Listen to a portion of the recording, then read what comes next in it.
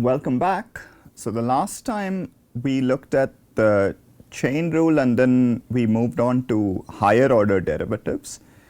In particular, we proved Clairaut's theorem, which stated that if a function was C2, that is the second partial derivatives existed and they were all continuous, then the mixed partial derivatives were equal to each other. Yeah. So now we continue with higher order differentiability today, and we'll move on to a new topic. Okay. All right. So here is a very useful proposition.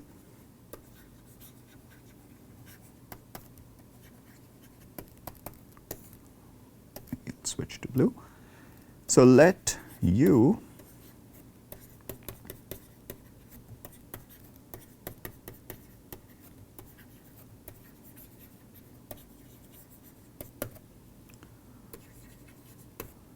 So suppose you have a function from u to v and g from v to rp be CR functions.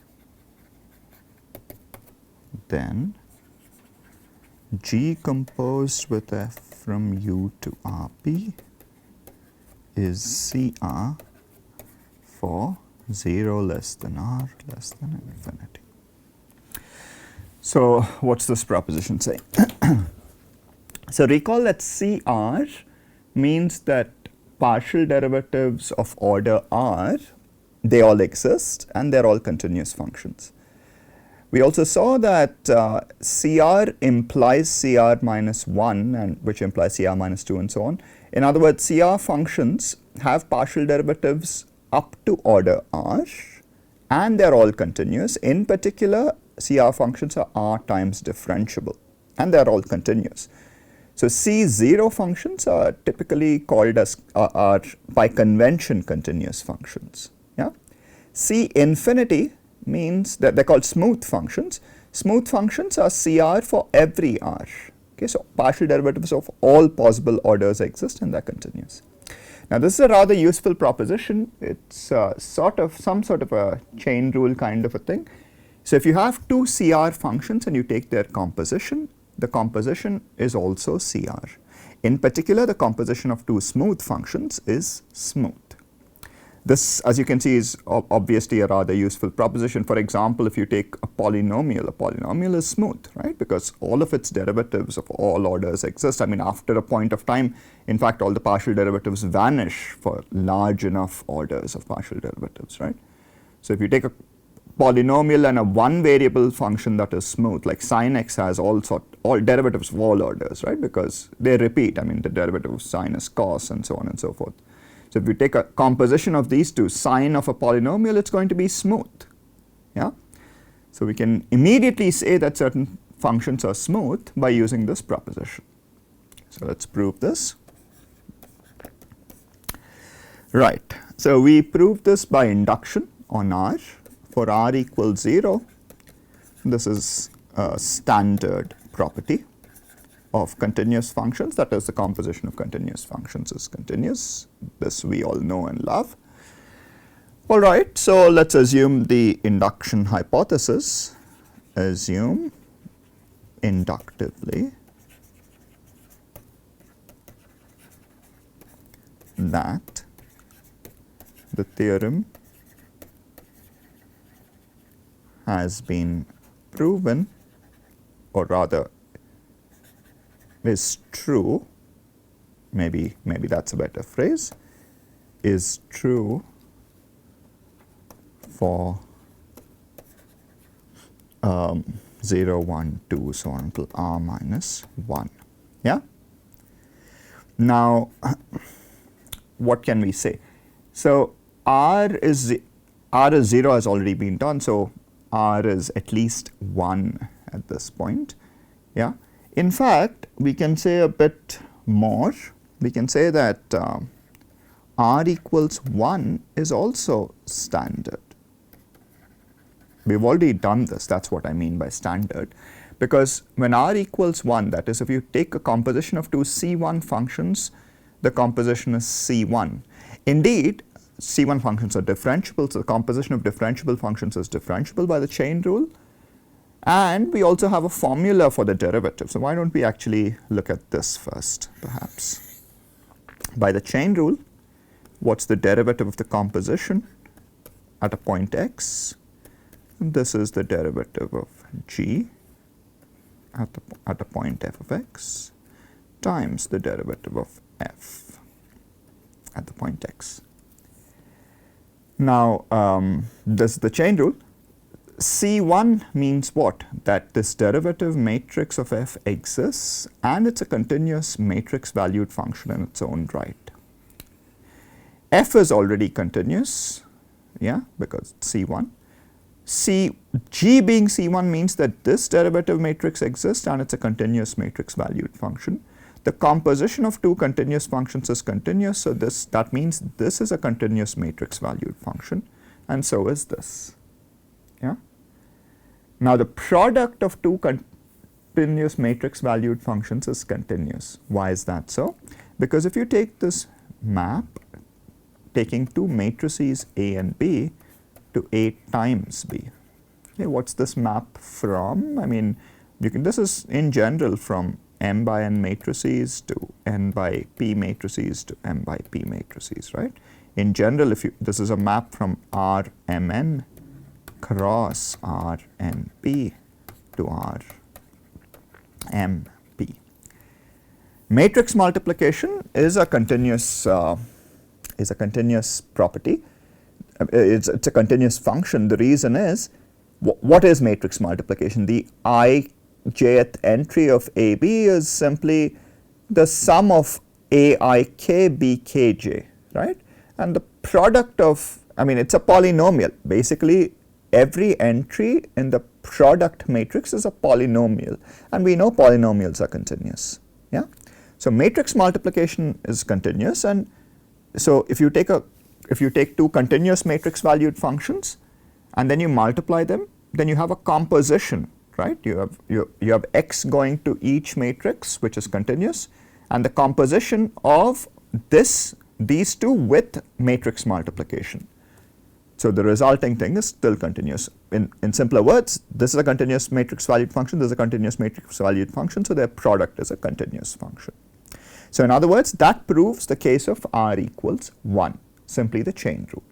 So now assume inductively that this result is true for 0, 1, 2, 3, so on until R minus 1, where R is at least 2, right? Because we already know 0 and 1.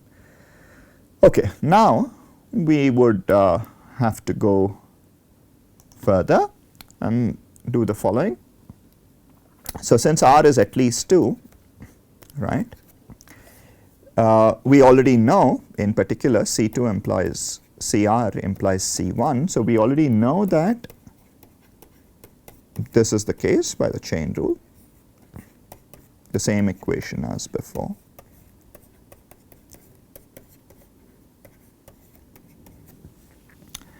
Right.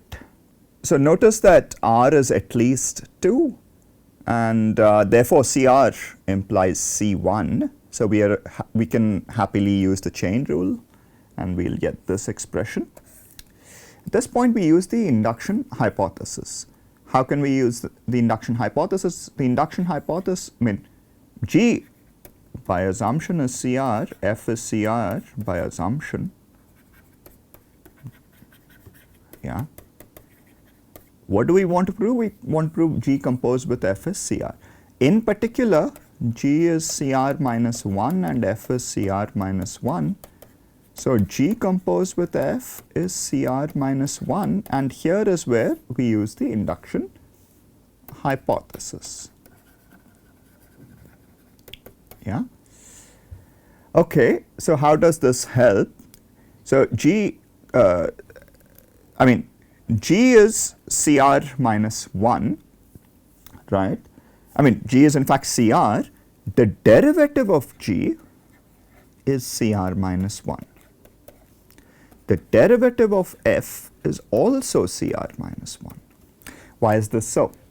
What does it mean for G to be CR, right? We already proved that if G is CR, all the partial derivatives of order R up to order R exist, and they're all continuous functions. So if you take the derivative, then all the partial derivatives of the derivatives of the first partial derivatives up to order R minus 1 exist, and they're all continuous, which means that the derivative of G is a CR minus 1 function, the derivative of F is a CR minus 1 function. So in this statement, this induction hypothesis, if we replace the roles of G and F by the derivatives, that is, by the induction hypothesis, the derivative of G, which is CR minus 1, composed with f of x is also CR minus 1. This is the key step. Notice f is CR and therefore it's CR minus 1. Derivative of G is CR minus 1. The composition of the derivative of G with f of x, that is the act of evaluating dg at the point f of x, this is a CR minus 1 function by the induction hypothesis. Okay? We already know this is CR minus 1, right? And the once again recall, a comma b goes to ab, this matrix multiplication map. The entry, the ijth entry of AB is a polynomial in the entries of A and the entries of B. So in particular, the matrix multiplication map is smooth, not only just C1 or C2, it is smooth. It's CR for all R. And this, so in other words, we have a product of two CR minus 1 matrix valued functions, and therefore this is actually CR minus 1. Which means what? The derivative of G composed with F is CR minus 1, which means G composed with F is CR. Okay? Right. So this proves the induction step and therefore the theorem. Notice that R is arbitrary. So if G and F are smooth, then they are CR for all R. So G composed with F is CR for all R, and therefore it is smooth. Okay? So this is a rather useful little theorem that we will use over and over again without mention from now on. I'll try to mention it, but if not, it's usually understood. Okay? Okay, so let's move on to a different topic. It's related, but slightly different. Right. So far notice that we have merely defined differentiability, continuity, we've come up with rules to calculate these things. At best, the only application, if you will, is the notion of the gradient and directional derivatives, right? Whether to pure or applied maths, it doesn't matter. Now we get closer to something more interesting than merely defining things and finding out properties about them, right? So that's the point of Taylor's theorem. Okay. Right. So what do we want? Let's go back to one variable calculus. Although I assume that you've seen one variable calculus, I will still do this particular theorem in detail because it's a rather important result. So in one variable calculus, you have the famous second derivative test. Derivative test. Right, what does it state, right? You also have the first derivative test, right?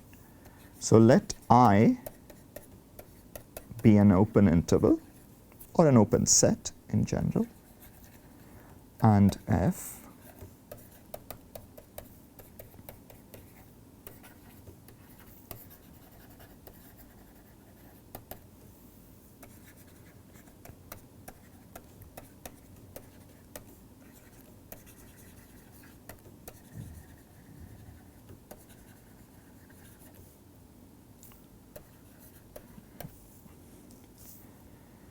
Okay, so suppose you have a function from an open set which is C2. What does that mean?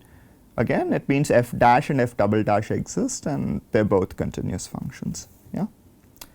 So if f dash of a is 0 and f double dash is strictly less than 0, then a is a local maximum.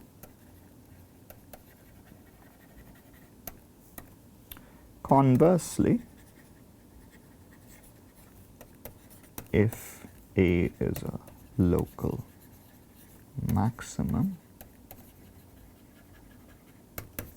then f dash of a is 0 and f double dash of a is less than or equal to 0.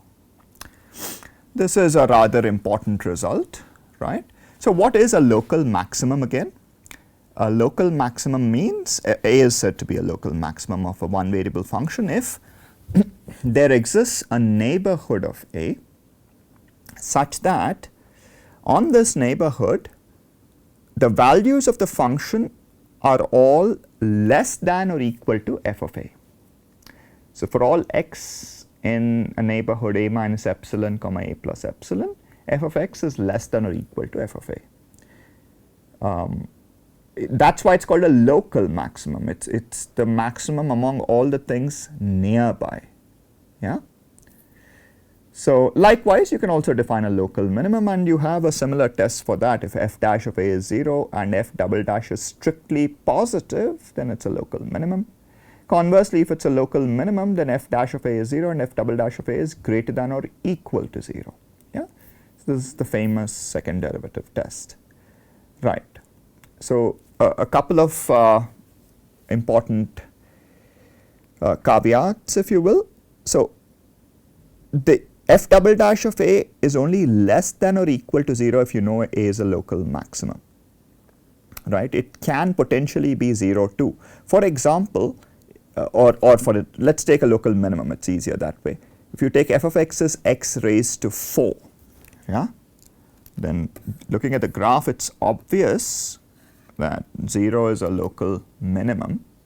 In fact, it's a global minimum, meaning that on the entire domain, this is the least possible value f can attain, right? And yet, if you take x raised to 4, the derivative at 0 is 0 and the second derivative is also 0, right? So the second derivative is also 0 at 0. So this is an important point. Okay. So that raises an interesting question. If you know the second derivative is 0 and the first derivative is 0, can you conclude anything, right? The answer is no, you can't conclude anything, and this is the second warning, because if you take f of x equals x cubed, well, the first derivative is 0 and the second derivative is 0, but nothing special happens at the origin, right?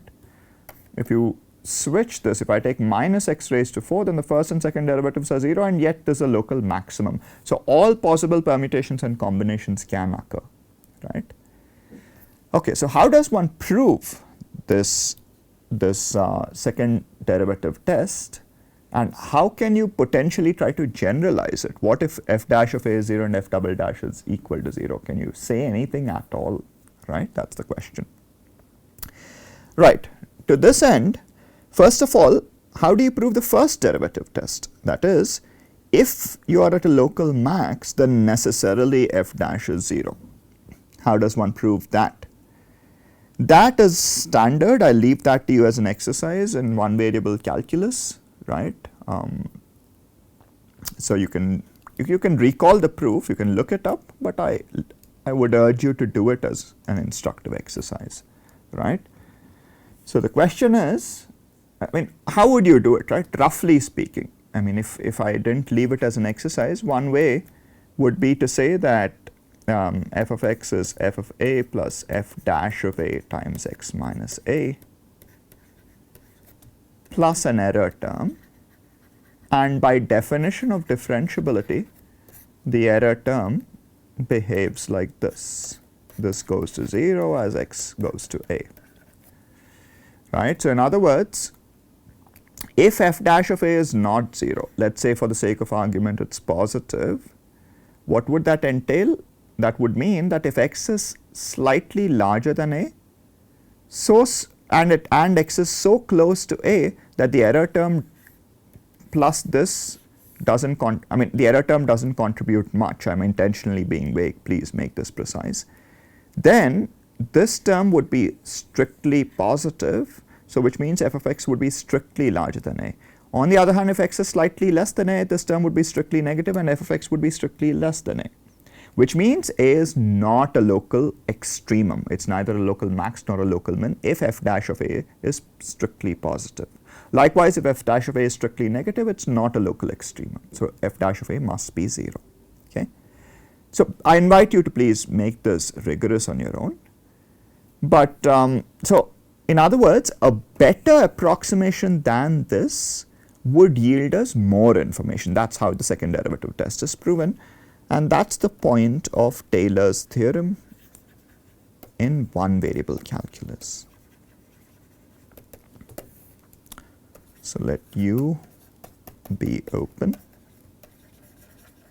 and f from U to R be a ck function. Right?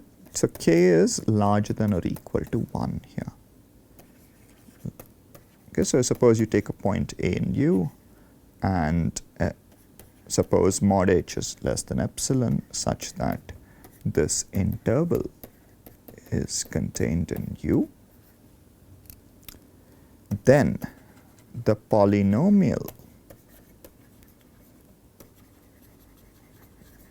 pkah, the kth order Taylor polynomial,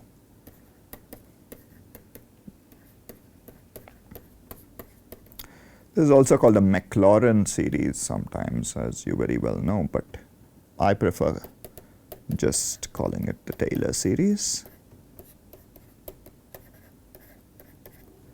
H raised to k is the unique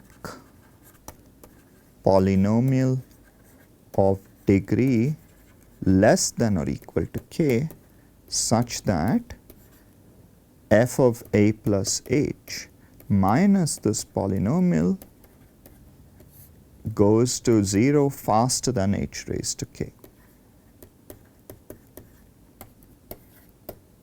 Okay? Moreover, and we'll move on to the moreover, I'll write it in the next page, right? Or maybe let's write it here for continuity's sake. Moreover, if f is ck plus 1, then we have a good control of the error term. That is, f of a plus h is the polynomial, the Taylor polynomial plus the error term, and the error term has a formula of some sort. It's the error term is of the order of k plus 1, where eta lies in a and a plus h.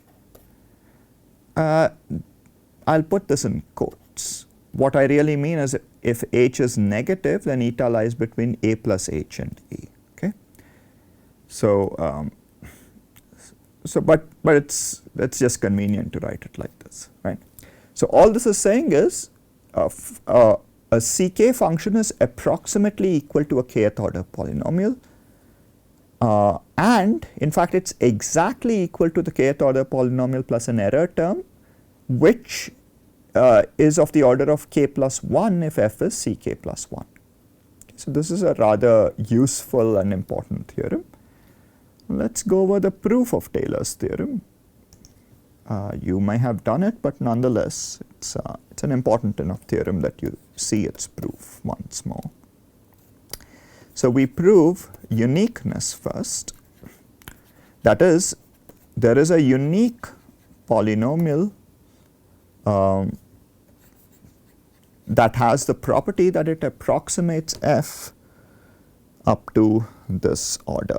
Okay, this unique polynomial of degree at most k. This is crucial. Obviously, if you take a polynomial of a larger degree, it will approximate even better, obviously, right?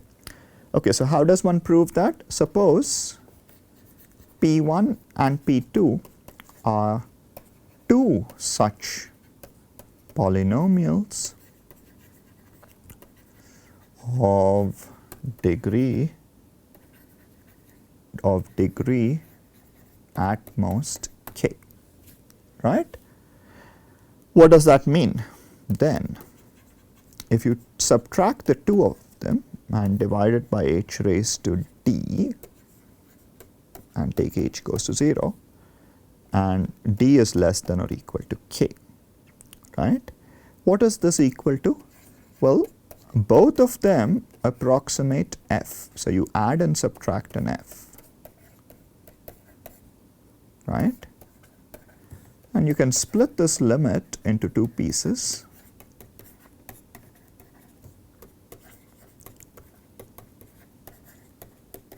Now the point is, we already know that if you, for example, if you bring this to the denominator as h raised to k by multiplying and dividing by h raised to k minus d, and likewise for this as well, h raised to k minus d, then this goes to 0 by definition of that polynomial. This also goes to 0, and so do these. Okay, so this is 0, right? This is true for every d less than or equal to k, but P1 minus P2 is itself a polynomial of degree less than or equal to k, right? So this means P1 equals P2. Why? Because when are two polynomials equal to each other? When their coefficients are when their coefficients are the same. Suppose the first coefficient that is not 0 for P, suppose you write down P1 minus P2, it's a polynomial of degree at most k. Take the first non-zero coefficient. Okay, suppose that occurs in front of x raised to d, right?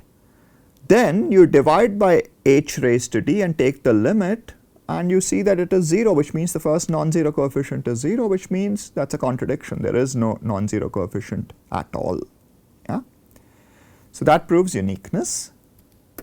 Existence, rather, we already have the polynomial. The tricky part is to prove that indeed the polynomial does approximate the function as well as we claim. Yeah? So how does one prove that?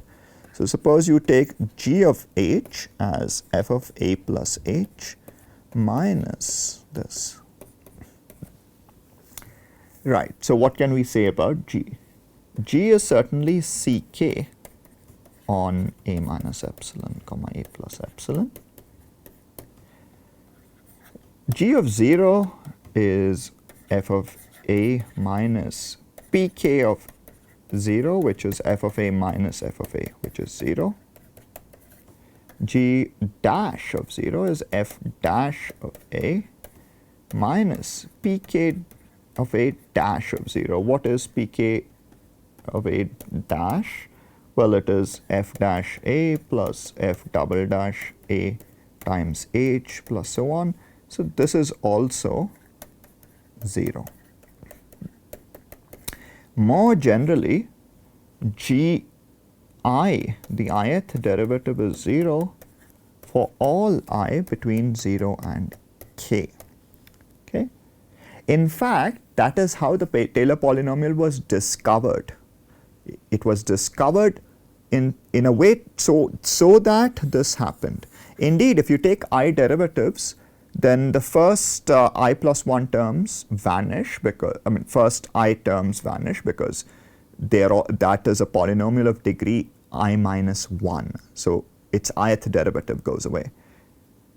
If you take the ith derivative of x raised to I, then you get I factorial. this can be proven easily by induction. Therefore, and if you take the ith derivative of x raised to I plus 1 or I plus 2 and so on, and when you evaluate at 0, you get 0. That's why this is the case. Okay. Right. So how does this help? Right. So let's see. Again, we use induction. For k equals 1, right, we are done by definition of derivative almost. By definition almost, right? Right. What about, suppose, assume Taylor's theorem for 1, 2, 3, so on until k minus 1. Okay. So, right. So, at this point, we shall stop. We will apply the induction hypothesis to prove the case for k the next time. Yeah. So, and we'll continue Taylor's theorem's proof. All right. Thank you for joining.